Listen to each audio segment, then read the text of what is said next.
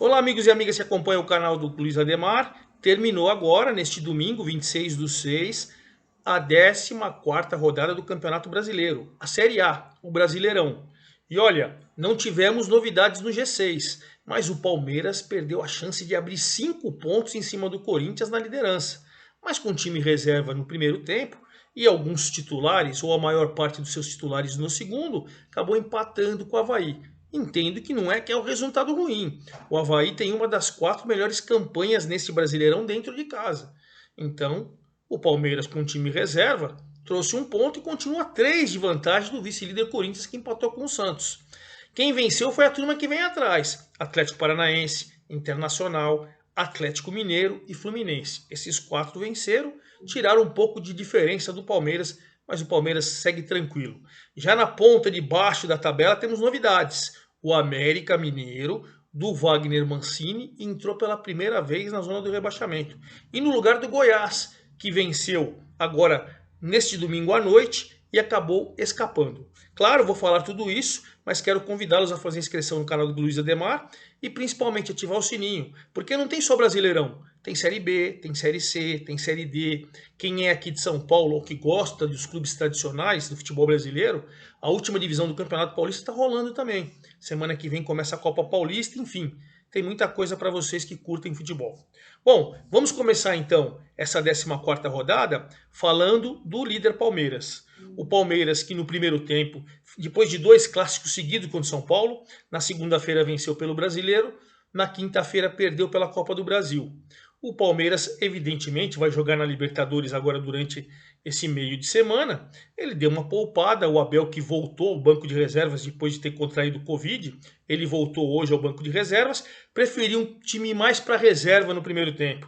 Deu chance para o Navarro, para o Breno Lopes, o Mike jogou o Jorge, enfim, um time mais para reserva, estava no banco de reserva, com o Rafael Veiga, que vem voltando de lesão, Dudu, o Rony, enfim. O Palmeiras não fez um primeiro tempo bom, na verdade o jogo foi muito ruim no primeiro tempo, mas o time do Avaí acabou fazendo 1-0. Num pênalti, eu até escrevi no Twitter que eu entendi que não foi pênalti, achei que não foi, o Gustavo Gomes não teve um toque assim forte para pênalti. Até muitos palmeirenses falaram para mim que discordavam, que acharam que tinha sido pênalti e tal, enfim. É uma jogada de interpretação. O juiz deu o pênalti, eu vi que a própria torcida do Palmeiras não reclamou, né? Mas eu entendi que, enfim. Mas é um lance interpretativo. O Bissoli foi lá, fez seu 7º gol na competição, está se aproximando do Caleri. O Bissoli, cobrando o pênalti, fez 1-0. O Palmeiras veio para o segundo tempo e nem tinha, né, já, com alguns titulares, e nem tinha 1 minuto de jogo, pênalti para o Palmeiras. Pênalti foi mesmo, o zagueirão do Avaí meteu a mão na bola, o Scarpa cobrou com muita categoria, fez 1-1. E aí o Rony, que tinha entrado nesse segundo tempo, fez também o seu 7º gol na competição. A bola dentro da área e tal, oportunista, foi lá, fez 2-1.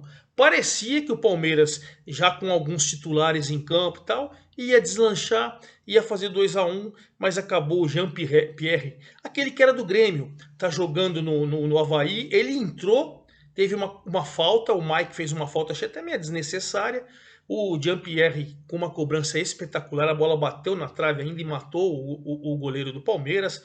Claro, não tinha o que fazer, não tinha o que fazer. E aí 2-2 o Avaí conseguiu. Palmeiras, apesar, eu não vou considerar tropeço, tá? Mas apesar do empate fora de casa, primeiro tempo com o time reserva e jogando mal, segundo tempo mostrando já um pouco mais o seu nível, Palmeiras líder com 29 pontos. Tranquilo, tem 3 pontos de vantagem do Corinthians. E o Avaí, para vocês verem que o Avaí vem fazendo uma campanha boa, o Avaí vem ali no meio da tabela, chegou aos seus 18 pontos, enfim, está numa situação mais tranquila, e aí a gente não pode nem criticar tanto assim, porque o time vai fazendo uma campanha muito boa na competição. O vice-líder é o Corinthians. O Corinthians que jogou com o Santos no sábado à noite, empatou 0-0. Tinha ganhado também, goleado o Santos 4-0 pela Copa do Brasil na terça-feira. E aí teve uma crise no Santos, a torcida do Santos foi até o hotel que estava hospedado, o Santos cobrar e tal, atitude. Enfim, O Santos jogou bem? Não, horroroso. O Corinthians jogou bem? Não, jogo horroroso. Os times, principalmente o Corinthians, preservando para o jogo de terça-feira contra o Boca. E aí, claro, a gente tem que entender. Mas foi um dos piores clássicos que eu vi neste ano, se não foi o pior. 0-0, Corinthians 26 pontos, segundo colocado ainda. O Santos, com esse pontinho, foi a 19, sétima colocação. Está muito próximo ali, com 2 pontos atrás do Fluminense, muito próximo do G6, que é o seu grande objetivo, penso eu, na temporada. Já o terceiro colocado, o Atlético Paranaense, nas mãos do Filipão, mas cresceu, hein, gente? O Atlético Paranaense, mas cresceu demais, deu uma surra no Bragantino, estava com o time preservado, mais para reserva do que para titular, e abriu 4-0. Eric, Orejuela, Rômulo e Hugo Moura. Você vê os caras que fizeram os gols, nenhum você vê na escalação do time titular. Aí depois, no segundo tempo, o Alejandro e o Lucas Evangelista cobrando pênalti, descontaram. 4-2 Atlético em cima do Bragantino, hein? Bragantino muito irregular. Bom, Atlético 24 pontos, terceiro colocado, colou no Corinthians, 2 pontos atrás do Corinthians, segue em terceiro. E aí o Bragantino com 18 é o 12º. Claro, tá 3 do G6. Não é uma distância que você vai, é uma rodada, né? Mas a gente já pega o Bragantino tropeçando mais do que nós acostumávamos, principalmente no ano passado. O quarto colocado, o Atlético Mineiro, olha, também com time mais para reserva do que para titular, também por causa de Libertadores, isso é normal, né? Os times têm Libertadores, Copa do Brasil, Campeonato Brasileiro, Sul-Americana para quem não está na Libertadores, o calendário é maçante. Mas o Atlético Mineiro, o Fortaleza, no Mineirão, fez 2-0, 2-0, 2 lindos gols do Romarinho, fez 2-0.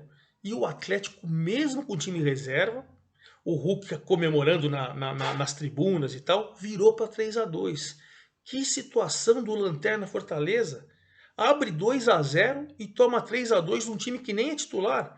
O Rubens, o Hever e aí o Matheus Jussa, que tinha acabado de entrar, fez contra numa cabeçada do Vargas. Isso já nos acréscimos do segundo tempo.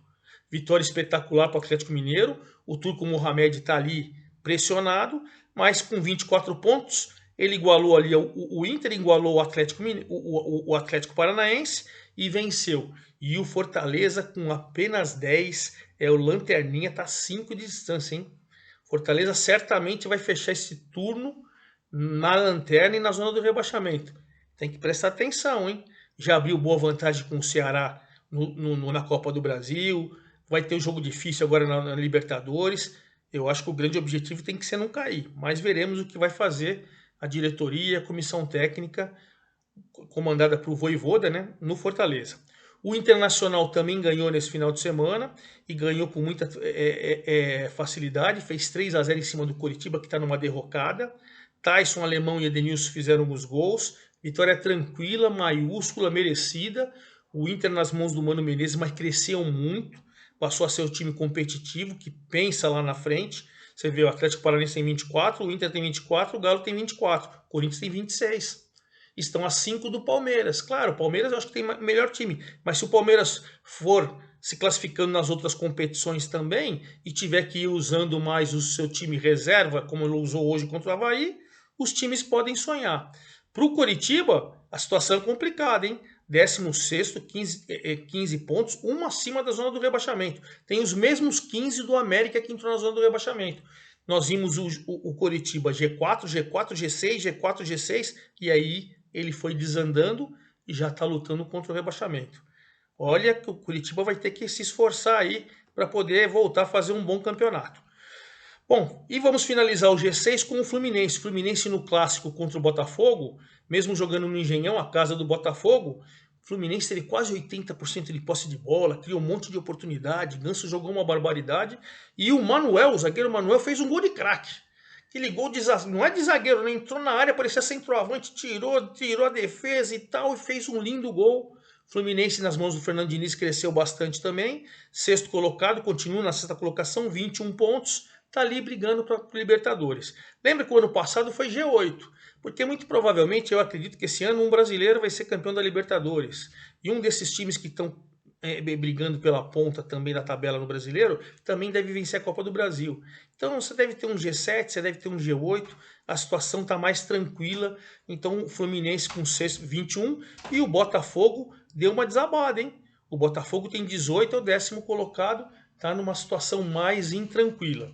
Então os 6 são esses. O 7º é o São Paulo, que eu falei, o Santos, que eu falei para vocês que empatou. E o 8º com os 19 do Santos é o São Paulo, que ficou num 0 a 0. Não dá para falar medonho, mas ficou num 0 a 0 no Morumbi contra o Juventude, que era o lanterna e agora é o 19º colocado. São Paulo teve quase 30 finalizações. Mas o Rogério, assim como todo mundo, teve que fazer mais um time reserva em campo do que titular. O ataque ele deu chance de novo para o Rigoni, deu chance de novo para o Éder, deu chance de novo para o Luciano, e esses 3 horrorosos, horrorosos. É uma vergonha o que o São Paulo paga para esses 3, é uma vergonha ter renovado o contrato do Luciano. Enfim, no primeiro tempo São Paulo travado, no segundo tempo ele colocou o Caleri, São Paulo passou a criar mais, colocou o Rodrigo Nestor, foi dando mais oportunidades, enfim. Fez de tudo um pouco, mas mesmo assim, apesar de quase 30 finalizações, o Miranda perdeu um gol inacreditável, o São Paulo ficou no 0 a 0, continua ali próximo, né, 19 pontos, tem 2 a menos que o Fluminense. Mas já deu uma caída, um time que estava brigando G4, G6, hoje já é o 8º colocado. Então tem que tomar cuidado. O 9º colocado com 18 pontos, um a menos que São Paulo, é o Flamengo. O Flamengo que fez 3 a 0 no América também com muita facilidade. Gabigol, Arrascaeta e o Marinho. Finalmente o Marinho fazendo gol no Flamengo. E o Gabigol ainda se deu ao luxo de perder um pênalti. Né? Ele tem 35 cobranças do Flamengo e fez 32 gols. Foi o 3º pênalti perdido. Tem crédito na casa, fez um dos gols também. Mas de qualquer maneira, o Flamengo tem 18 pontos, 9ª colocação. E o América Mineiro foi para a zona do rebaixamento com 15 pontos. Os 15 do Coritiba, nos critérios, o time do Mancini está na zona do rebaixamento. Aí você tem o Botafogo com 18, o Bragantino com 18, o Atlético Goianiense com 17 pontos, vai se afastando da zona do rebaixamento, foi até o Ceará e empatou com o Ceará fora de casa por 1 a 1. O Jorginho fez o gol do Atlético Goianiense e depois o Eric empatou para o Ceará. O Ceará, 17 pontos, é o 15º colocado. O mesmo 17 pontos, mas 13ª colocação, tá o Atlético Goianiense. Quem saiu da zona do rebaixamento foi o Goiás, que venceu o Cuiabá, que não ganha mais de ninguém, trocou de treinador. Desde a saída do Pintado, eu falo isso. Cuiabá deixou de existir. Goiás com Pedro Raul, outro que chegou a 7 gols. Caleri tem 9 e parou faz um tempinho aí com 9. Pedro Raul com 7. Mendonça também do Ceará deu uma paradinha com 7. O Rony que marcou 7. O Bissoli que marcou 7. Né? Então com o gol do Pedro Raul, o Goiás ganhou. Foi a 17 pontos, 14ª colocação. Saiu da zona do rebaixamento. E o Cuiabá continua na zona do rebaixamento, 18º com 13 pontos. 2 atrás do Curitiba, o primeiro fora da zona do rebaixamento. Aí nós temos na zona de rebaixamento, como eu falei para vocês, América com 15, Cuiabá com 13, Juventude com 11, Fortaleza com 10. Esses são os times da zona de rebaixamento e que tem que tomar muito cuidado, hein? Principalmente Fortaleza, Juventude e Cuiabá. Esses não conseguem sair de jeito nenhum. E agora saiu o Atlético, o Goiás e entrou o América Mineiro. Vamos falar então da próxima rodada, que já começa no sábado. Né? Esse meio de semana nós temos jogos da Libertadores. Então, na próxima semana, no sábado, temos Fluminense e Corinthians. Jogo de G6, hein? Corinthians com 26, o Fluminense com 21. Corinthians vice-líder, Fluminense sexto. Ou seja, a chance do Fluminense vencer e colar ali no Corinthians na vice-liderança. Ou o Corinthians de disparar e tentar alcançar o Palmeiras. Sábado, 16h30, Fluminense e Corinthians no Maracanã. 16h30 também, sábado, Juventude. Vem com esse ponto conquistado fora de casa na estreia do Humberto Louser contra o São Paulo, enfrentando o Atlético Mineiro. Duelo dos extremos. O desesperado da zona do rebaixamento contra o Atlético Mineiro, que sonha com título ainda, é o atual campeão e está dentro do G6 faz tempo. Aí no sábado, às 19 horas, temos Santos e Flamengo. Outros times que estão próximos aí, o Santos 19 e o Flamengo 18, tão próximos do G6. Então esse duelo, muito provavelmente quem vencer tem grande possibilidade de terminar a rodada dentro do G6. Sábado 19 horas. Sábado 19 horas também Ceará no meio da tabela, mas do meio para a parte de baixo, enfrentando o Internacional consolidado dentro do G6. Jogo difícil para o Inter, mas vem crescendo com o Mano Menezes. E no sábado, 21 horas, outro jogo de G6. Palmeiras, 29 pontos, joga em casa, no Allianz Parque, contra o Atlético Paranaense do Filipão, com 24. Grande jogo, outro duelo de G6, sábado, 21 horas. No domingo, 11 da manhã, temos Avaí e Cuiabá. O Avaí um pouco mais tranquilo, Cuiabá dentro da zona do rebaixamento. O jogo vai ser em Floripa de novo, 11 da manhã. 16 horas, Atlético Goianiense e São Paulo. Atlético Goianiense tem 17 pontos, São Paulo tem 19. Times que sonham ali com o G6. São Paulo querendo voltar, mas São Paulo faz 3 jogos que não vencem. E o Atlético Goianiense vem no empate fora. No domingo que vem, 18 horas, Coritiba e Fortaleza. Duelo desesperado. Coritiba próximo da zona do rebaixamento, Fortaleza na lanterna. Jogo do desespero em Coritiba, 18 horas. No domingo, também às 18 horas, América e Goiás. América que entrou na zona do rebaixamento e quem saiu foi o Goiás. Agora eles medem força lá no Independência, em Belo Horizonte. E a rodada vai terminar na segunda-feira, quando o Bragantino recebe o Botafogo, duas equipes com 18 pontos e duas equipes ambicionando, claro, os 21 pontos ali para você brigar pelo G6 ou encostar no G6. E claro, na segunda-feira, após Bragantino e Botafogo, eu volto com todas as novidades da 15ª rodada do Campeonato Brasileiro. É isso aí, forte abraço a todos, até a próxima!